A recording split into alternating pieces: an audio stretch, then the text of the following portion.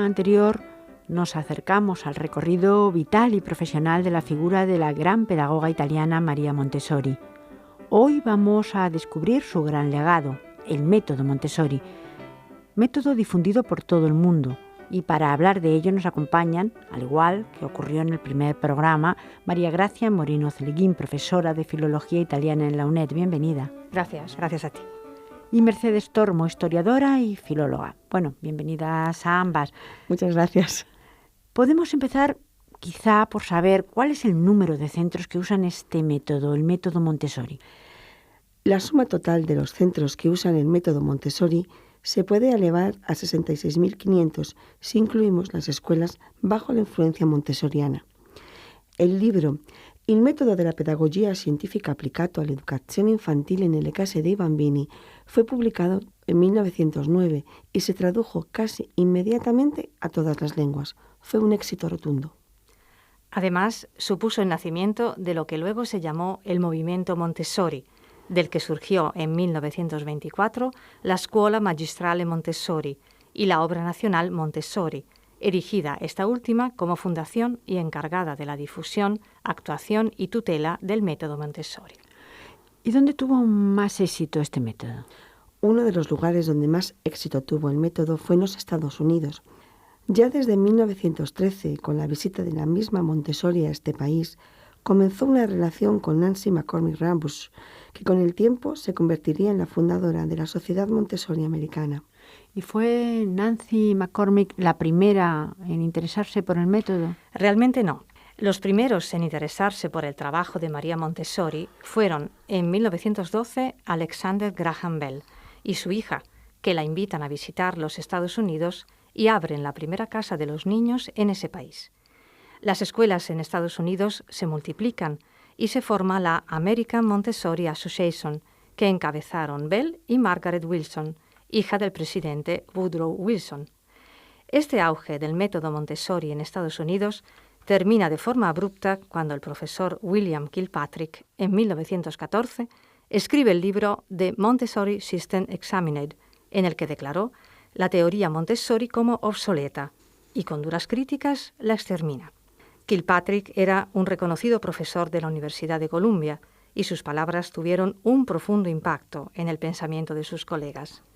En este mismo año escribe La autoeducación en la escuela primaria, en cierto modo una respuesta. Gracias al trabajo de Nancy McCormick Rambusch, todo ese trabajo se retomaría y se volvería a confiar en los éxitos del método Montessori. Sabemos que en los Estados Unidos ha tenido gran éxito, luego seguiremos hablando, pero ¿qué pasa en Italia? En 1926 se funda la Real Escuela del Método con el apoyo de Benito Mussolini. Las escuelas y los centros de entrenamiento se multiplican en Italia. Empiezan a aparecer también en países como Alemania.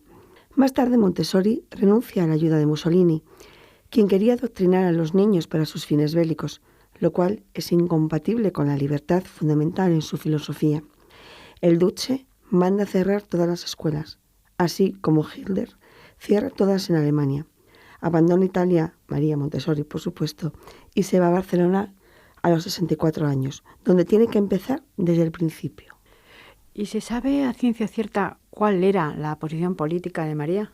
Interrogarse sobre la posición política de María Montessori es a priori muy complicado. Algunos críticos la han considerado de derechas, por todas las escuelas privadas abiertas en su nombre y por todas sus amistades en las altas esferas. De otra parte, tenemos la importancia dada por ella a la investigación científica, las indicaciones precisas y claras para garantizar los criterios de igualdad y que no hubiera clases basadas en juicios elitistas y de competencia continua que la acercan a la izquierda. Es cierto que en un principio aceptó el apoyo de Mussolini, interesado en resolver el problema del analfabetismo con la Casa dei Bambini. Montessori, por su parte, esperaba que la aprobación del Duce favoreciera la difusión del movimiento Montessori en Italia, y en efecto fue así. Pero también es cierto que poco a poco van surgiendo los problemas. Sí, en 1926, Montessori organiza el primer curso de formación nacional que preparaba a los profesores para seguir su método. Mussolini en persona la respalda, considerando el éxito de María Montessori como un éxito de su propio régimen. Se convierte en el presidente de honor del curso y hace una importante donación a la Opera Nazionale Montessoriana. El curso fue un éxito, con 180 maestros participantes. En años sucesivos serán cursos internacionales y se celebrarán en Roma, en lugar de Milán. Al mismo tiempo, Montessori participa en una serie de conferencias en el extranjero, entre ellas una en Ginebra sobre la paz, que tiene resonancia internacional, y donde las posturas irreconciliables, sobre todo en lo relativo a la libertad, quedan muy claras, mayormente porque rehusó comprometer sus principios y convertir a los niños en pequeños soldados. Y en 1934 llegará la orden de cierre de todas las escuelas Montessori, ya fueran para niños y también para adultos, aunque algunas de ellas sí continuaron, pero en la clandestinidad. En efecto, en el mismo año, Hitler ordena el cierre de las escuelas en Alemania y Austria. En 1936, el régimen cierra, por orden del ministro De Vecchi, la Regia Scuola Triennale del Método Montessori, que preparaba en Roma a los futuros maestros. Llegados a este punto, María Montessori ya era considerada una marginada por parte de la cultura fascista. Y es entonces cuando decide abandonar Italia. Claro, cerrada la Escuela del Método en 1933, prácticamente olvidada la Opera Nazionale en 1936, y dadas las desavenencias con el régimen fascista, María se ve obligada a abandonar Italia en 1934. Continúan así sus viajes por diferentes países para difundir su propia teoría educativa. Llega hasta la India durante la Segunda Guerra Mundial, donde continúa su obra pedagógica para volver a Europa en 1946, por supuesto, con honores. Pero también llega a España. Sí, en 1935 se instala en Barcelona y desarrolla métodos para la catequesis. Se inicia la Guerra Civil, huye de Barcelona y se instala en Holanda, donde vuelve a empezar su labor. En 1938 publica su libro El niño, el secreto de la infancia. Al año siguiente, la Sociedad Teosófica de la India la invita a visitar el país y decide irse allí con su hijo Mario. Al poco estalla la Segunda Guerra Mundial y debe quedarse en la India. En esta época, los ingleses dominaban el país y, aunque le permitieron seguir trabajando, no la dejaron salir. Mandaron a su hijo a un campo de concentración. Mientras, ella se dedica a trabajar con los niños de primaria. Expresó entonces que el adulto solo puede ofrecer al niño los medios necesarios y enseñarle a usarlos, y que él debe desarrollarse por sí mismo. El desarrollo es personal y nadie lo puede hacer por otro. En esta época nace su interés por los niños de 0 a 3 años. Afirma que la educación debe iniciarse desde el nacimiento. Desarrolla las comunidades infantiles como propuesta para sustituir las guarderías.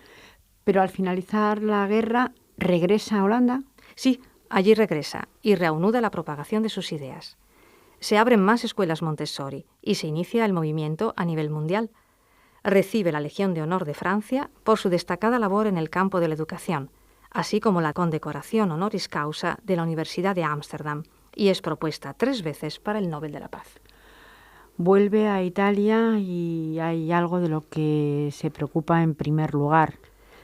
Fundamentalmente, y lo primero que le ocupa a su vuelta a Italia, es reconstruir la Opera Nazionale, a la que se le atribuyen prácticamente los mismos atributos y deberes del Estatuto de 1924.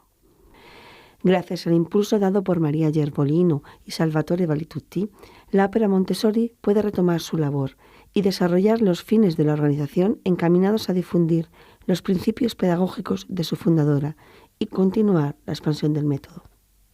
Pero, a pesar de todo, los problemas no acaban para ella. No, la ópera sufrirá una importante crisis económica y organizativa que le llevó a un completo saneamiento en 1986 y se dotó de estructura actual. Afortunadamente, María Montessori no vio ya estos últimos problemas. Murió en 1952 en la ciudad de Nuremberg, en Holanda, donde se había instalado al volver de la India. Sobre su tumba se puede leer en italiano: «Io prego i cari bambini che possono tutto di unirsi a me per la costruzione della pace negli uomini e nel mondo». Está claro que lo más importante es la obra que nos ha legado. El método Montessori de educación que ella obtuvo a partir de su experiencia ha sido aplicado con éxito a todo tipo de niños y es muy popular en muchas partes del mundo. A pesar de las críticas a su método en los inicios de la década de los 30 y 40 del siglo XX. Lo cierto es eso, que el método Montessori también hay que decir que ha recibido bastantes críticas. Sí, en el plano ideológico se le ha cuestionado la contraposición que hace entre el niño bueno y el adulto esclerótico y corrupto.